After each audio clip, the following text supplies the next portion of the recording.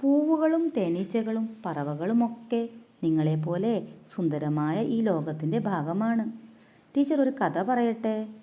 ഒരിക്കൽ ഒരു വലിയ പൂന്തോട്ടത്തിൽ പല നിറത്തിലുള്ള പൂവുകൾ ഉണ്ടായിരുന്നു.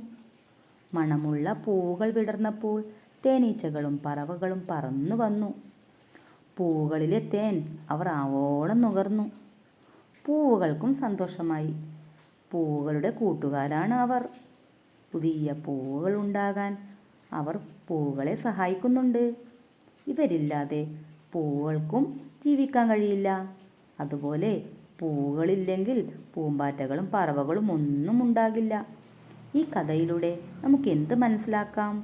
ഈ ഭൂമിയിൽ പൂവിനും പൂമ്പാറ്റകൾക്കും പറവകൾക്കും ഒക്കെ ജീവിക്കാൻ അവകാശമുണ്ട്. അവർ പരസ്പരം ബന്ധപ്പെട്ട് ജീവിക്കുന്നു. ഓരോ പൂവും ഓരോ കഥ പറയുകയാ. നമുക്കും ഈ പൂക്കളെ സംരക്ഷിക്കണ്ടേ? നമുക്കും നല്ലൊരു പൂന്തോട്ടം ഉണ്ടാക്കാം.